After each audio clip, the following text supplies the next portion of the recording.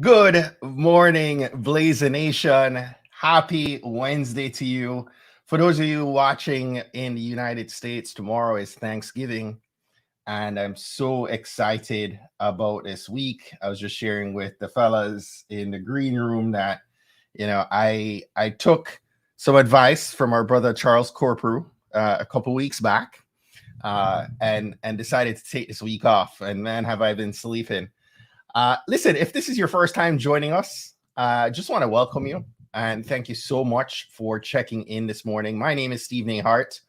I am the host of Trailblazers.fm, which is a platform that began as a podcast some almost 6 years ago, where we explore stories of today's successful Black leaders and entrepreneurs in hopes to impart the knowledge, the confidence, the wisdom that you need in order to blaze your trail. So on Wednesdays, I've been, convincing my dear brother in crime, Mr. Shawn Dove, to join me for these, and together we've been extracting some motivational mission fuel. Shawn, good morning. What is motivational mission fuel?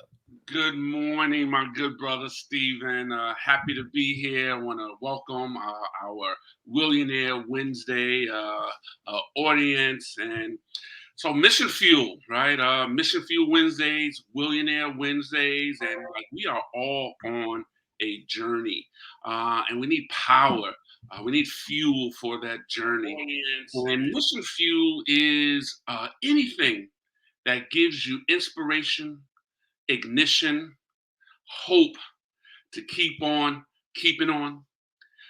It often comes in relationships, just like the ones that you and I have, the ones that I have with our special guest today. It comes in a word. I get mission fuel every morning by practicing a morning ritual of prayer, devotion, meditation, journaling, and you never know. Sometimes people look like they're doing well, right? The Mm. car's all shiny, got armor all on the wheels, uh, but the gas is low. So Mm. mission fuel is that energy and inspiration and connection that often happens in community that helps us keep on keeping on. And the millionaire aspect. Many years ago, in philanthropy and being able to engage with billionaire donors and folks investing. And, I said that everybody can't be a billionaire. However, we all can be millionaires. Yes. And millionaires is really just a mindset where there's a will, there are several ways. Where there's a will, you can find it, right? And we've all been in experiences and situations where it has been. And let me bring in Muhammad Ali, my hero, Mm. into the room, right? Because I don't want to do an exquisite ramble too long because our guests would be like, hold up, Shawn got us up at 8 o'clock in the morning to what? Listen to him? So, I want to open up the backstage, but this is what Muhammad Ali says, what he said and still says. Champions are made from something they have deep inside them, a desire, a dream, a vision. They have to have the skill and the will, but the will must be stronger than the skill. And that's what Willionaire Wednesdays is about, just pulling up and helping to unearth what's inside of you. I also want to, before we introduce our guest, bring in the spirit of Mamie Till Mobley, Emmett Till's mom, who in 1955, when Emmett Till was murdered, decided to have an open casket and show not only the nation, but the world what hate, racism, and white supremacy did to her son. And what she said was, we are only given a certain amount of time to do what we were sent here to do. You don't have to be around a long time to share the wisdom of a lifetime. You just have to use your time wisely, efficiently. There is no time to waste. And in that spirit, let's waste not another second and introduce our guest today, our brothers Ron Walker, who is a repeat guest on the Willionaire Wednesday Mission Field episode, and brother Anthony Smith coming in as well. And welcome, brothers. What's your mission field? And in the spirit of Mamie Till, we're going to dive right in. What was it that you were, or is it that you were sent here to do? We're going to pass it on to Ron, the elder Anthony, right? The OG. Just to start first, right? Good to be here, everybody. Good to see Trailblazer Nation be back on again.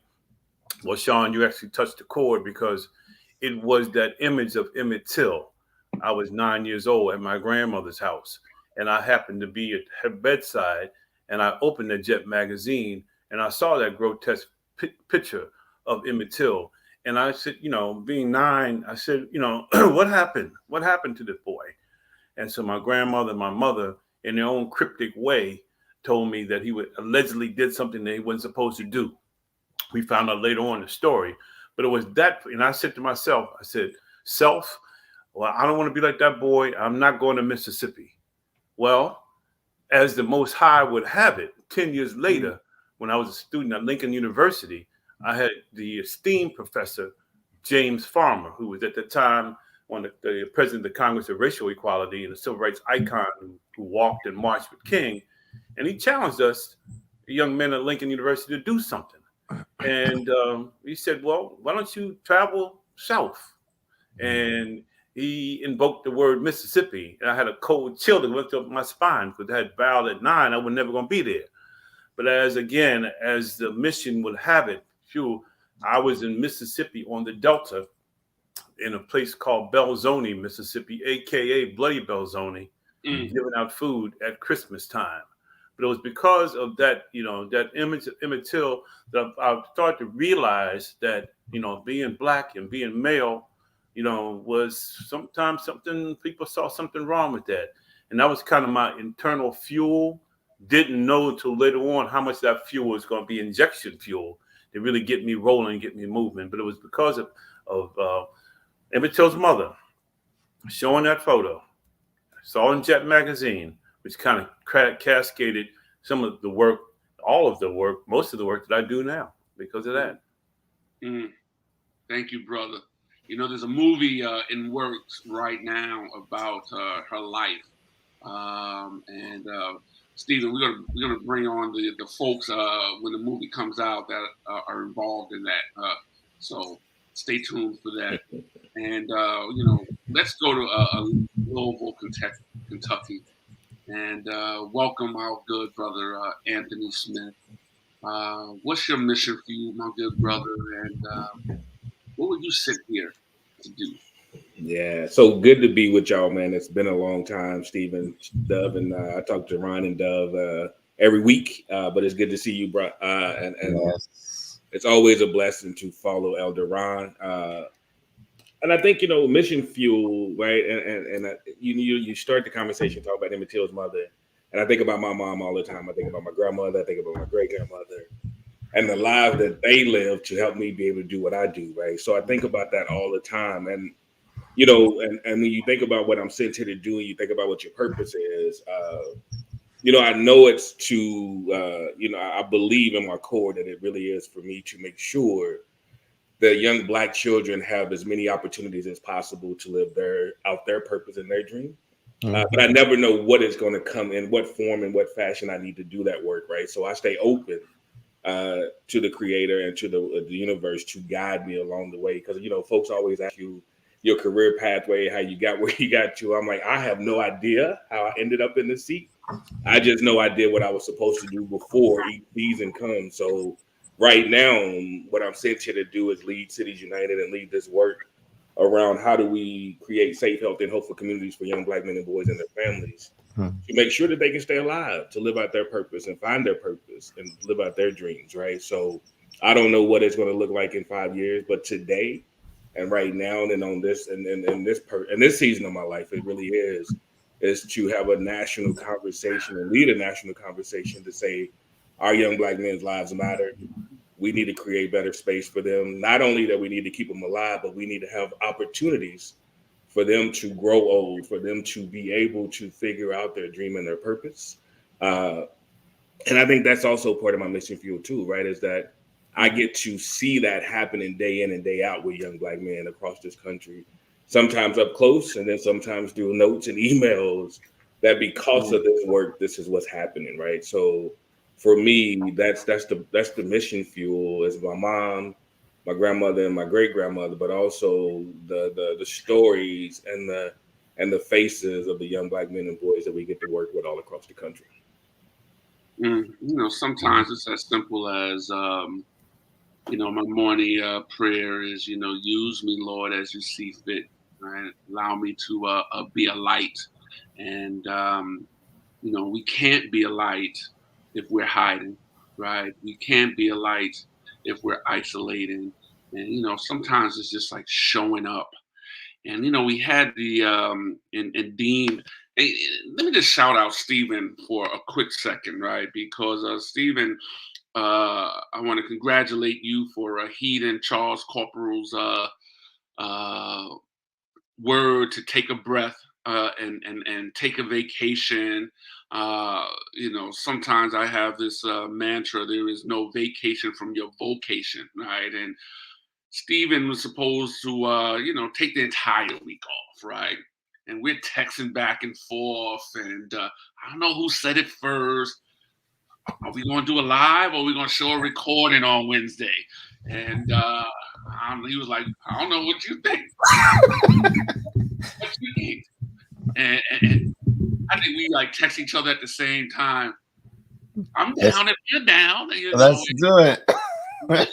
Apologize for enabling you to wake up, and thank you for sharing your platform. And we were thinking of a theme, and we came up with grief, grace, and gratitude, because so much of that is not only mixed up in everyday life for Black folks in this nation, but especially in this season, the generational grief, but the grace that we get from God, and so much to be grateful for. And I wanted to, we're going to be talking about Rumble Young Man Rumble and the virtual Rumble that we're partnering on. And Ambassador Shabazz, Malcolm X's oldest daughter, has always been engaged and a champion and in Louisville and a part of the Rumble. And when you talk about grief this week, his daughter Malika Shabazz was found dead in her home, and just wanted to lift up the family in prayer. But there are folks right now that are experiencing their first Thanksgiving holiday without a loved one. There are folks that are dealing with generational grief, and just want to encourage folks that don't stay in isolation, right? And just wanted to open up and on that grief piece, right? What are we grieving, right? And how are we handling our grief, right? And Anthony, you are working on this thorny issue of community violence and state violence. We have seen an uptick of young people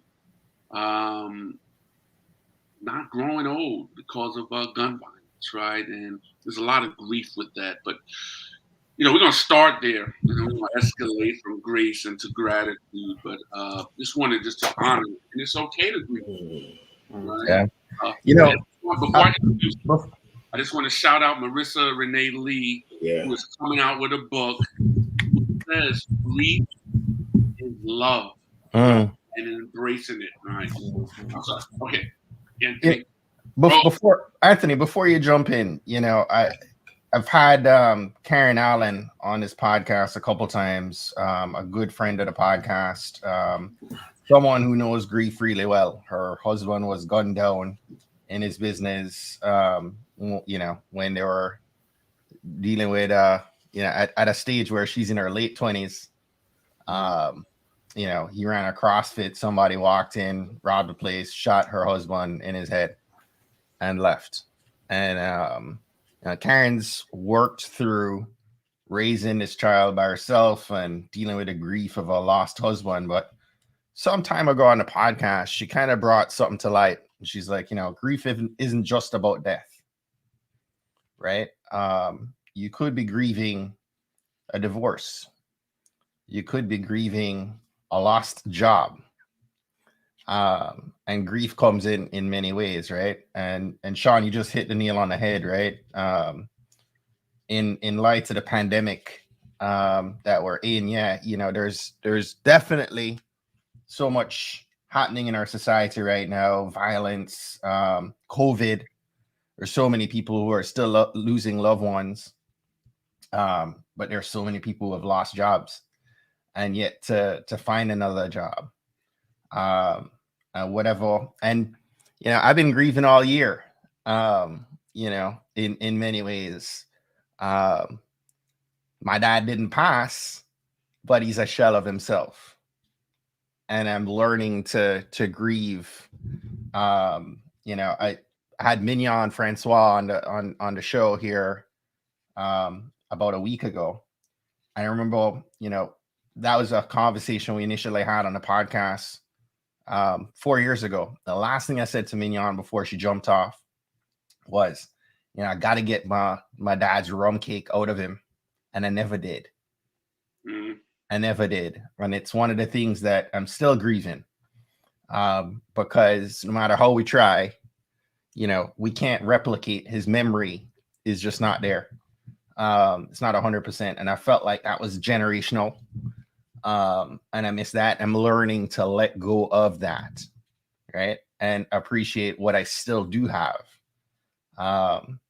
But let's open our minds to what grief, encompasses in this dialogue. So, Anthony, I'll let you jump in. Thanks for that, Stephen.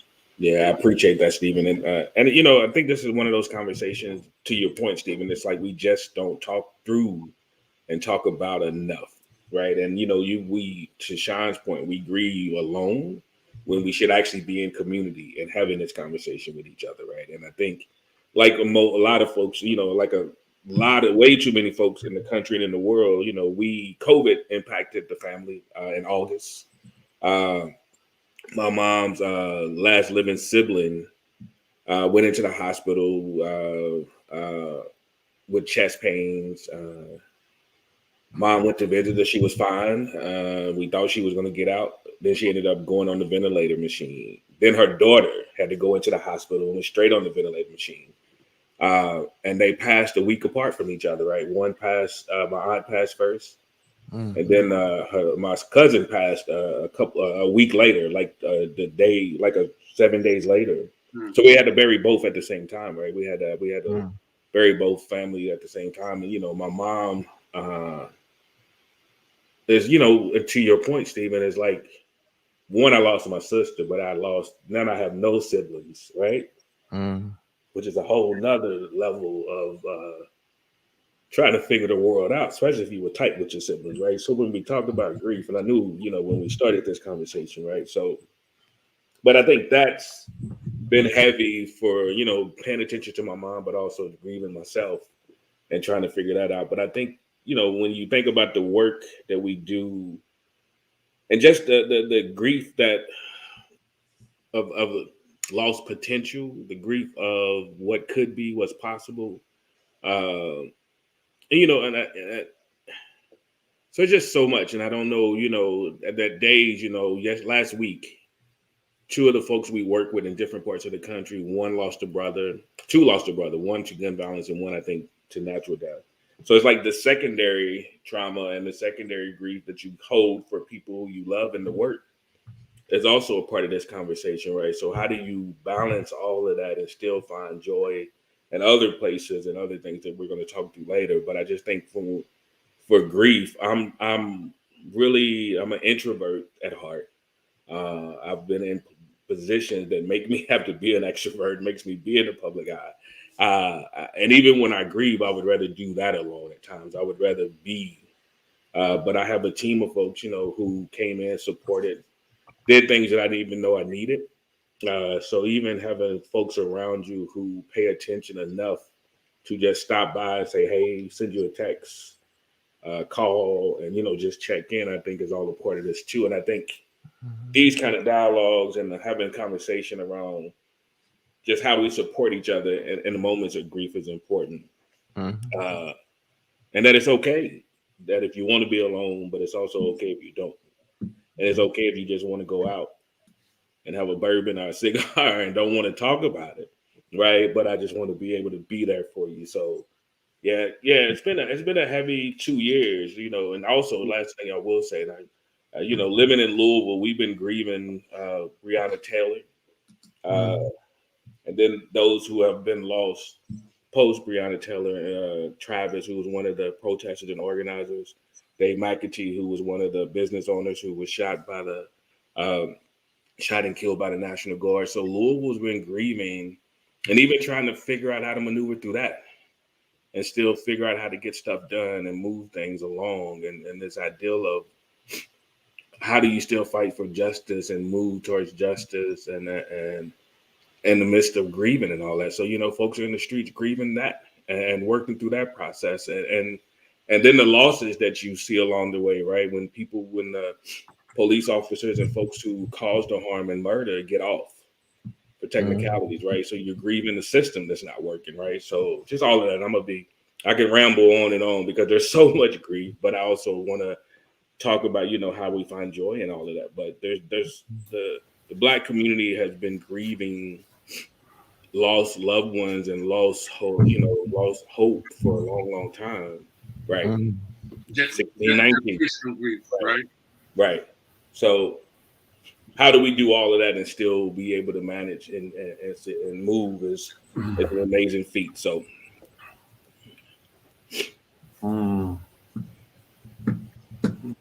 Thank you, brother.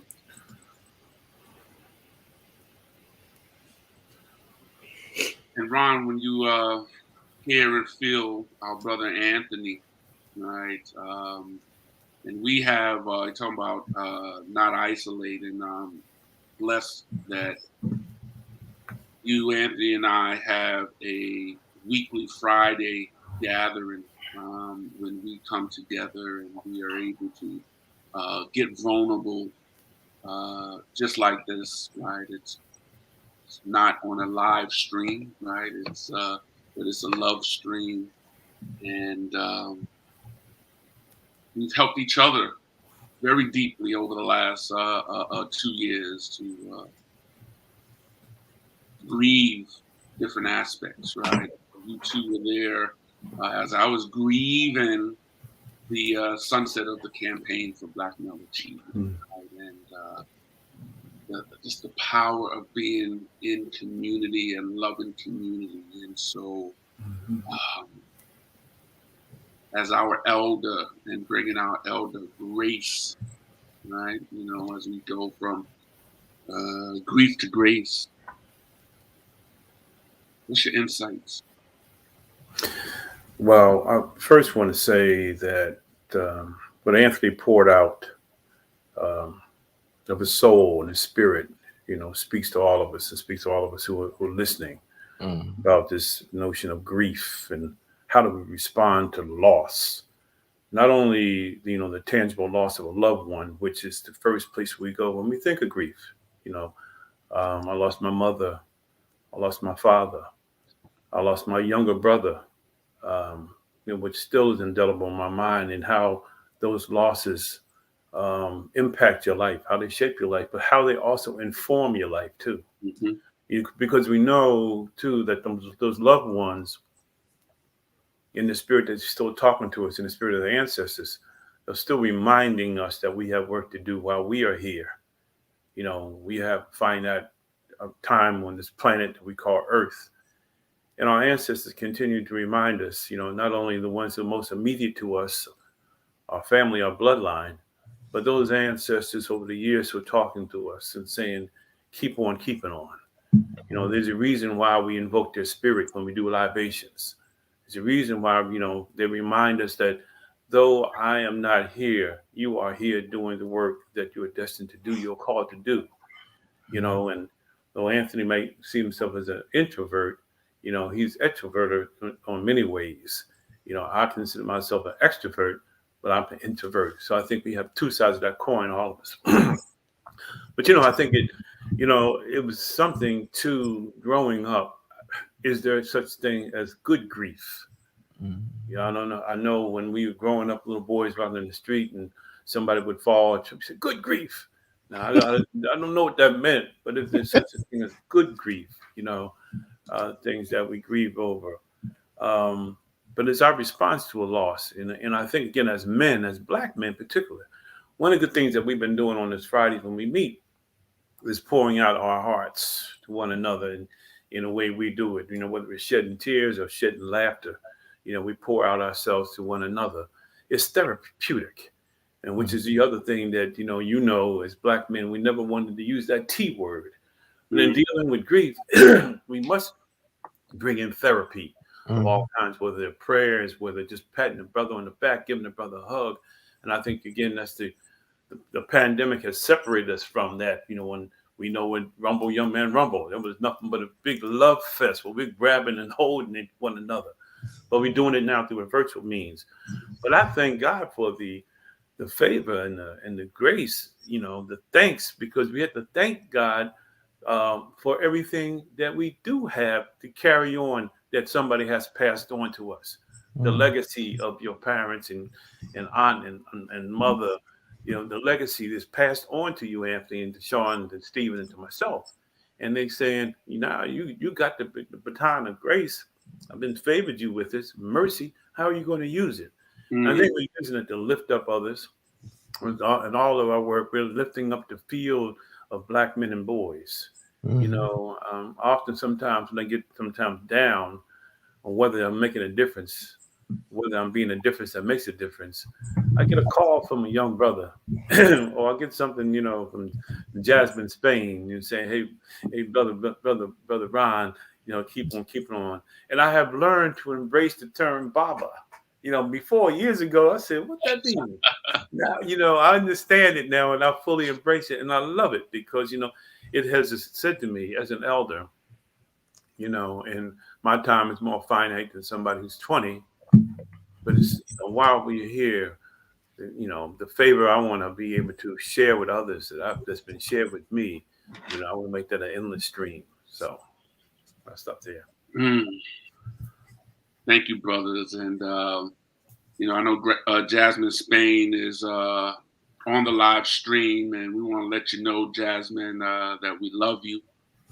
He's a brother in the network that will not hesitate to say, I love you, right?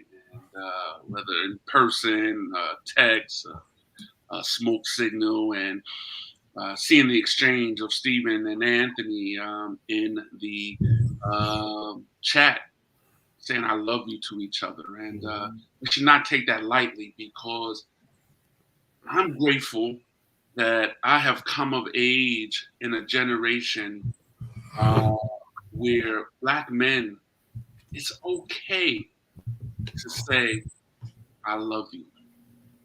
It's okay to say, I'm scared. I don't know what to do. It's okay to come in community and shed a tear, right? Generation ago, as Black men, that was like a real source of shame. Could not do that, and so just the vulnerability is such a strength, and I'm just so glad as a Black men that we are modeling that for each other and for the next generation. And the grace and the gratitude is that we are still here, right? To make that difference. And I always talk about may my eulogy serve as somebody else's epilogue. That they may hear my eulogy and they will might be on the edge of giving up. and because of how I lived my life, because I've been there on that edge, right, wanting to give it up and jump on them tracks, but they hear our eulogies, and that's like, oh, here's a reason to live on, right? And that's an exercise that an executive coach of mine had me go through 6 years ago. I think it's time for an updated version because a lot has happened in the 6 years, right? To write my eulogy again, because guess what? We all going, right? We talk about how you live and how you dying, right? Because we're all going, and what's the legacy we are living, right? And so I'm just grateful that we have this moment. Grateful for this platform. I want to go back to Anthony in Louisville, which we have deemed the epicenter for Black male achievement when we launched Rumble, Young Man Rumble, in 2011. And we have collaborated, Cities United, the coalition of schools educating boys of color, and the Corporation for Black Male Achievement, right? And you can't get into this club unless your organization starts with a C, right? And so we got the Stephen will make you an honorary. But Anthony, you were probably, I think we were kind of noodling it, and you were like, okay, let's do it, right? Let's do this virtual Rumble 11. The Rumble continues. Yeah. How'd you pull me and Ron into this? I think it was already a done deal. I don't think I had to pull you and Ron in. I think to Ron's point, Rumble has just been this safe haven for years, and it's hard to let go of. And I don't think we should. So for me, when I think about Rumble, and I think about what it does for me, and I've told you many, many times, Dove, it's like I don't even need a speaking role. I don't even need to be on the stage. I just need to be in the room when Rumble happens because of the energy and because of it's the end of the year and it's this time for reflection. It's this time for renewing. It's this time of rest, as Stephen said. And that's what I've loved about Rumble is that I get to do that for 3 days in my hometown, in the city that I love, but also in honor of a hometown hero. But it's touched so many lives. And when you walk into the Rumble space and you can just feel the stress fall off of folks, right? You can feel the folks come into a space where they can be themselves. They can let go. They can engage if they want to engage. They can sit back if they want to sit back. They eat good, right? We always make folks sure folks eat good. Yeah. But the beauty of it also is that when you see people leaving Muhammad Ali Center and just going out and celebrating and being together, right? That's like it's a reunion for us when we come together, even in the virtual world, because we just don't get to spend time talking to each other the way we want to. We don't get to spend time in community the way we want to. And then also just the legacy for the young people who have been at Rumble, your sons and others who have been at this space, growing up with that, right? Growing up in a space where it's okay, to your point, to say I love you. It's okay to cry. It's okay to lean in on your peers and support. And then that intergenerational space, right? So for me, it makes zero sense not to just say Rumble's going to happen. We don't know what form and fashion, but some way in December, around that first Friday in December, we're gathering to celebrate each other, to grieve with each other, to give each other grace, to give each other some space to get ready for the new year, because we know it's going to be hard, but we need to take time to rest and be and relax with each other. And that's just Rumble, right? So Rumble for me from day one has always been that space. We shifted it around, we changed it, moved dates around, and finally got to a space that just felt right. And thinking about, again, your first question, first conversation we had around grief is that even there, you get to let some of that go, right? So when you come into the Rumble space, you get to just really unpack a lot. And sometimes you don't know you are, but sometimes you are. And you come out of that space and you just feel a little bit more ready for what's next and ready to keep moving. And the last thing I will say is that, you know, when we started instituting those 7 o'clock in the morning circles, that changed the game, right? Because you had people able to come and just be and be with the creator and be with each other in ways that we just hadn't done before. And people showed up. We said if people go get up that early, people showed up and they kept showing up. And it'd be just, again, the traditions that kept being layered on. So 11 years later, it's like, how do you not do that? Right? That's like you saying to your family, you've been having a reunion for all these years, and all of a sudden you decide not to do it no more. People are going to look at you crazy and say, why? You know, and then folks are going to figure out a way to make it happen, whether the people who led it or not still do it. Somebody's going to make it happen. And I just think that's what we had to do, right? So for me, Rumble is just a part of our DNA and part of the space for this field to come together and celebrate each other and be with each other. So I'm just excited that we're doing it on December the 3rd. And I'm going to be live with you in Louisville for Rumble 11, December 3rd, 1 p.m. to 4:30 p.m. Eastern Time. I don't know if they can go to the Cities United link to website to register. Look at the Cities United and Coles Bach social media threads, the Corporation for Black Male Achievement social media thread. You can register there.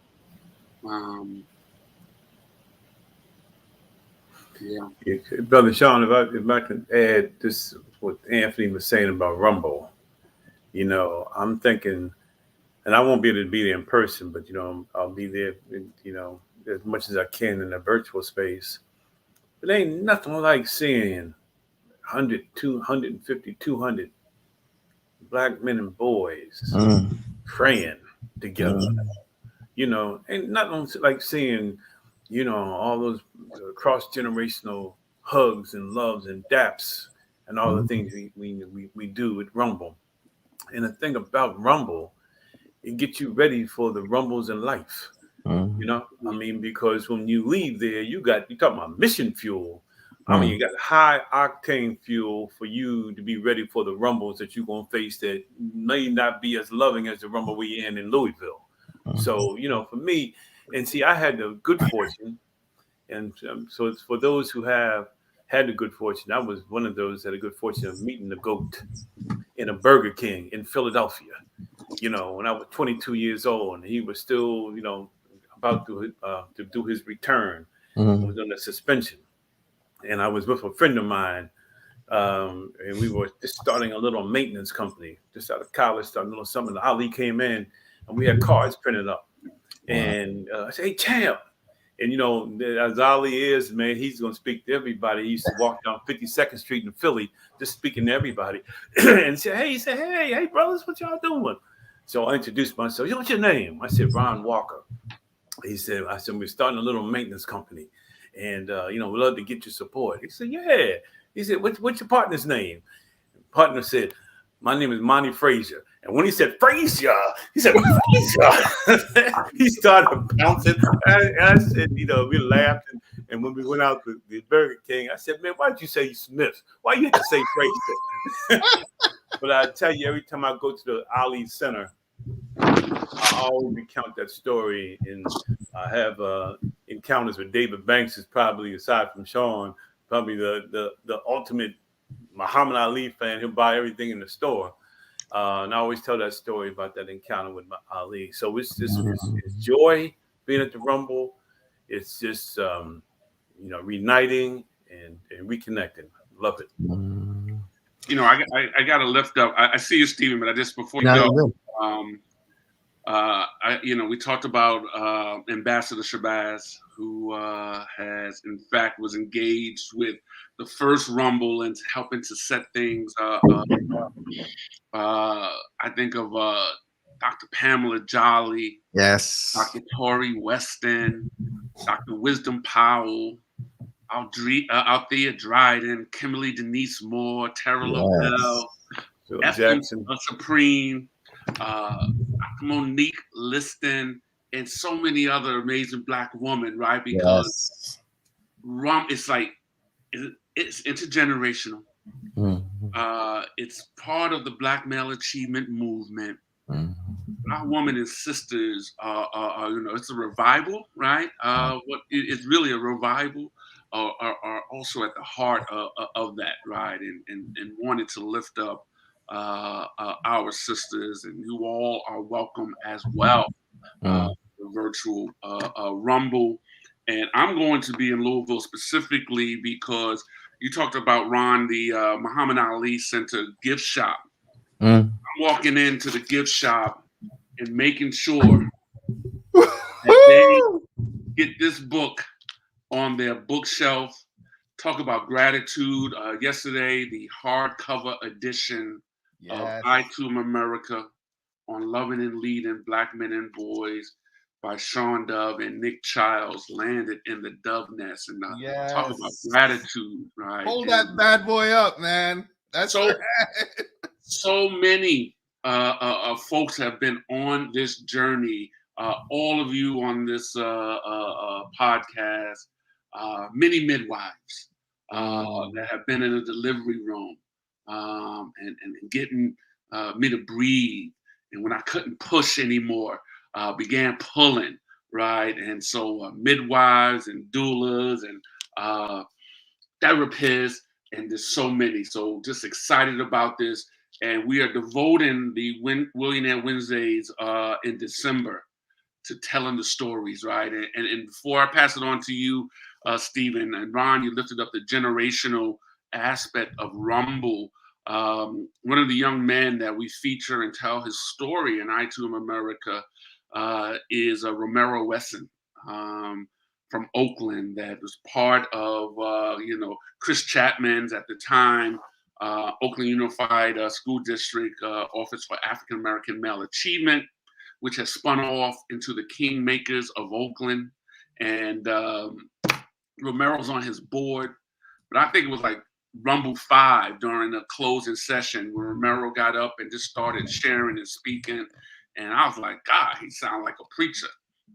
And he is, right? And so just wanted to lift that up, and how excited and grateful I am. And when I think about grace, grief, and gratitude, it's all up in here.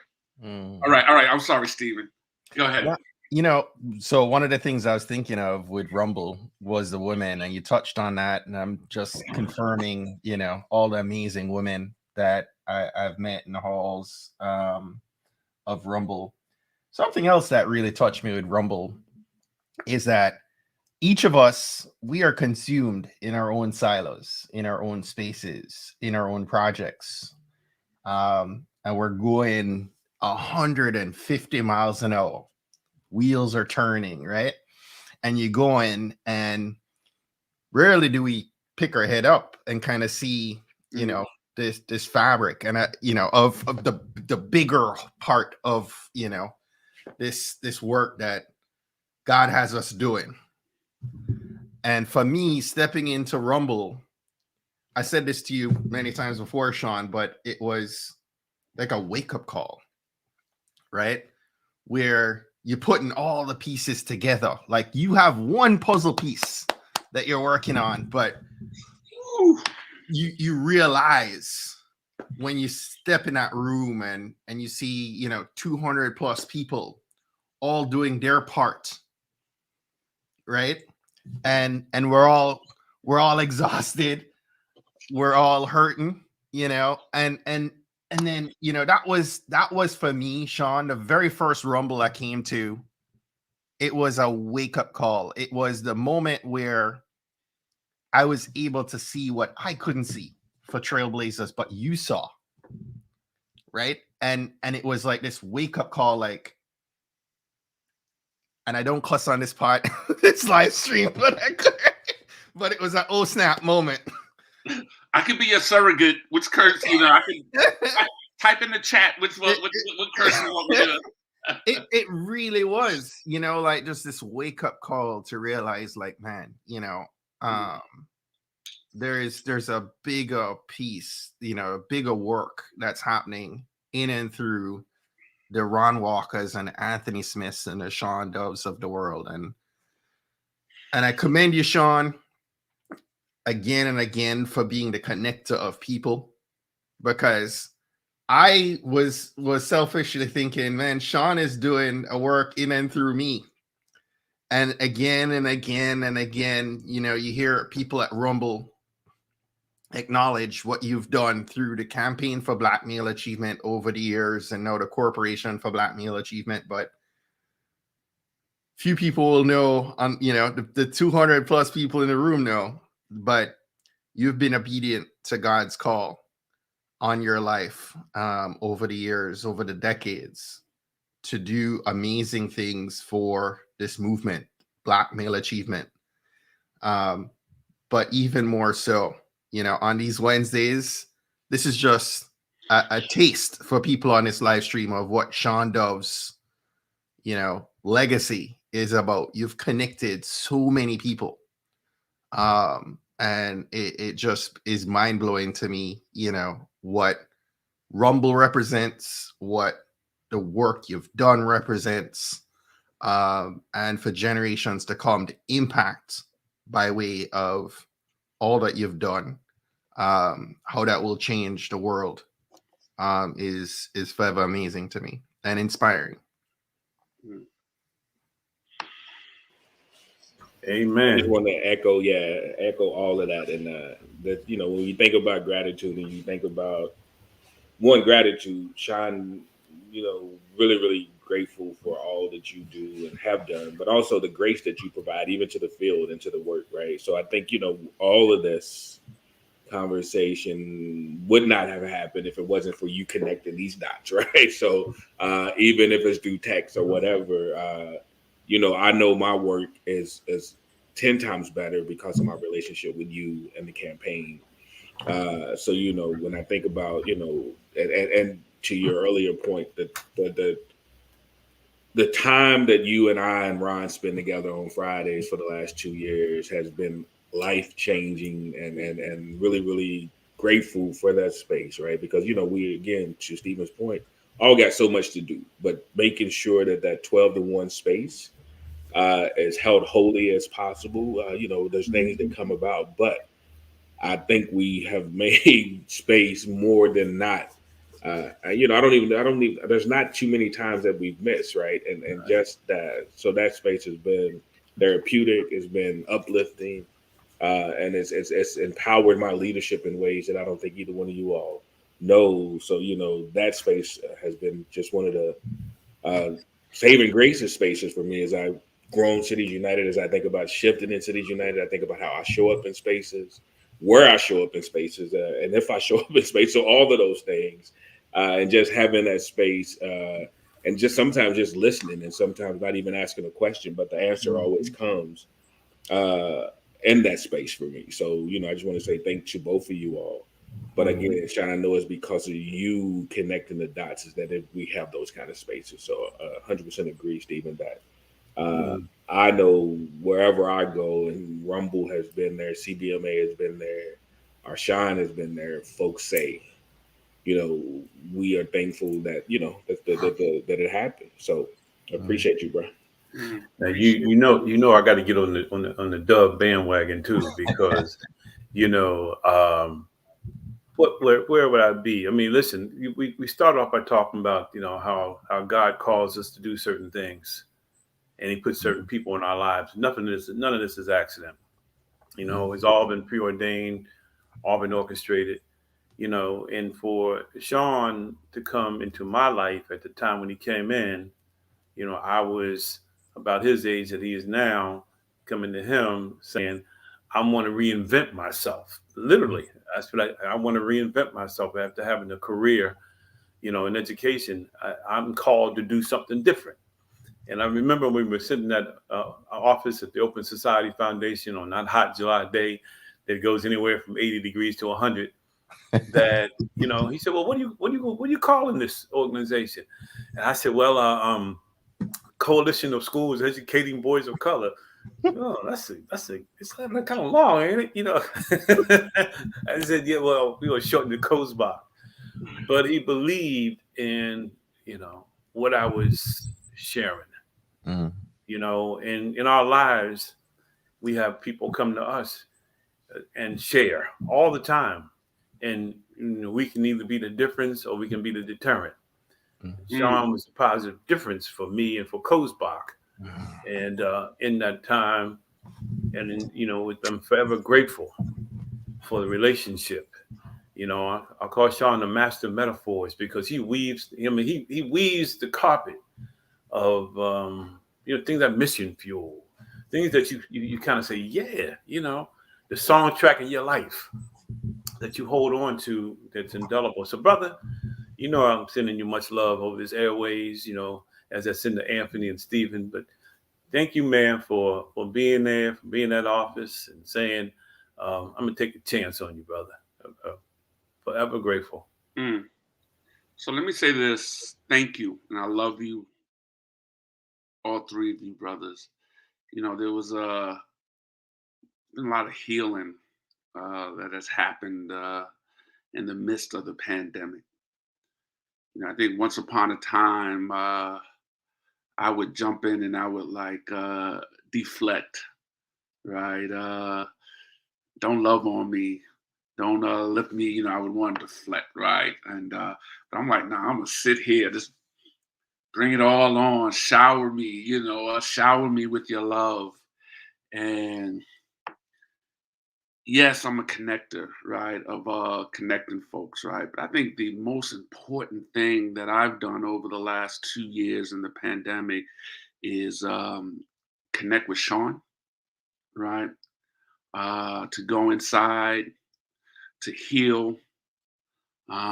Thank God for therapy.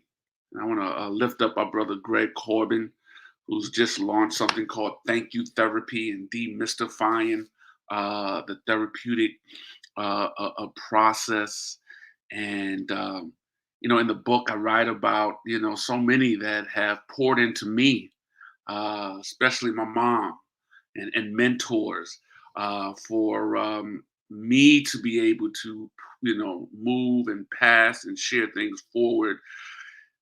What I love about the book is that it is sandwiched by Elder Grace. Susan Taylor wrote the foreword, and Reverend Alfonso Wyatt the epilogue. Many manifestos with folks able to tell their stories, and so just grateful for that. And when we think about grief, sometimes we don't know we're grieving, and sometimes we don't know how much we're carrying until we set it down and we stop and we pause. And I'm just grateful for that grace, and we can't do it alone. And when I think of all of us connecting, and especially Ron and Anthony, our Friday gatherings where we're able to drop the mask have been life giving and life saving and life giving. And before I pass it on to Stephen, I just encourage somebody who is listening, watching during this season to call somebody you haven't called in a while. You may be grieving. Don't be alone during the holidays, right? This is a time where suicides go up, that we need you. And so much of how I devote and live my life is like a remix of the parable of the talents. And you guys have heard this story, and how, the owner of a vineyard was going on a long journey, and he called 3 of his servants before he left. To one, he gave 5, to another, he gave 2, and to another, he gave 1. And this is Matthew 25 in the Bible. And the brother that got the 5 talents went into the marketplace and doubled it. And the brother that got 2 did the same. but the brother that got one, because he was afraid, he buried his talent. And one of the things that drives me is like the remix of that, right? Suppose the brother with the 5 talent went and found the brother of the 2 talents and said, let's go find this brother with the 1 talent who buried his talent because he was afraid. Helped him dig up his talent. And together they put all their talents together and they formed 3 Servants Incorporated. And they said that the owner of the vineyard gave each their talent according to their ability, right? And sometimes we compare our talents. You know, why Ron got 5 and I only got 1? My 1 may be the difference. We don't know. And so you brothers have modeled all of that, right? Because some days I'm the 5 talent brother. Some days I'm the 2 talent brother. Some days I'm the 1 talent brother. That I bury my talent. I'm afraid. And I'm just so grateful that I got brothers in my life and sisters that, yoke me up and say, let's dig up this talent. And so that's what we need right now, right? This coming together, right? Your talent and my talent combined, 3 Servants Incorporated, right? And I guess looking at the screen, right? It's it's Fantastic Four, right? Don't want to leave anybody else out, and that's what I'm devoting, Ron, my next act to, right? And you were the inspiration. When I met you, I'm like 15 years ago, 13 years ago. I was like, God, this brother needs to be on cruise control, right? And he's starting something new. I'm like at 59, I'm like just getting started. So I thank you for modeling of that, right? And Stephen, thank you for sharing this platform. Thank you for the invitation for Willionaire Wednesday and for us to come together every Wednesday just to share some light, share some love. And I want to pass it on to you, my brother. I love you dearly. Love you too, my brother. Love you too. Listen, something we said earlier. It's I think Shawn said it's the first Thanksgiving that somebody's gonna have where they're not gonna have a loved one. And I must spin that and just remind each of us that we are here. Right? We are here. So much has happened in the last 2 years, and God still has a purpose for you being here. And so let's give thanks. Tomorrow, let's be reminded that the rest of today isn't promised. So I have to make the best of every second that we're given to make an impact in the life of someone. Someone needs to hear this message today.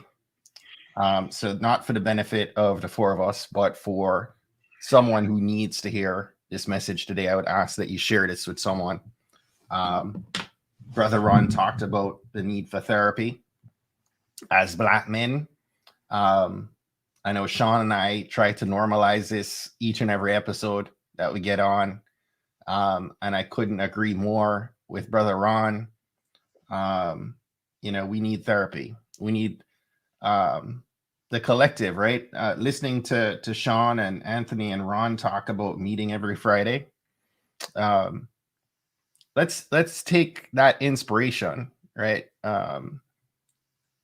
Forge that bond with some other brothers, some other sisters who you can meet with on a regular basis and be transparent, be open, pray with, talk to, be vulnerable and transparent with. So I just hope that this conversation, this hour, provides you some insight, provides you some inspiration, provides you some wisdom to take into this Thanksgiving time. And I hope that, like me, you find some time to rest in the midst of this year, the storm that we've been in. thinking back to Karen Allen. She says, you know, we're all in the storm, in the same storm, in different boats, right? And so, you know, just so much goodness that came out of today. I'm happy that we all woke up this morning and decided to jump on this conversation because, you know, just so much goodness came from this. So I'll stop there. Blaze Nation, do not wake up on Friday morning at 8:30 because I won't be here. We'll be back on Monday. Enjoy. For those of you who are here in the United States, happy Thanksgiving. Shawn and I will be back here, whether he likes it or not, next Wednesday, God's willing. And have a fantastic Thanksgiving. Much love.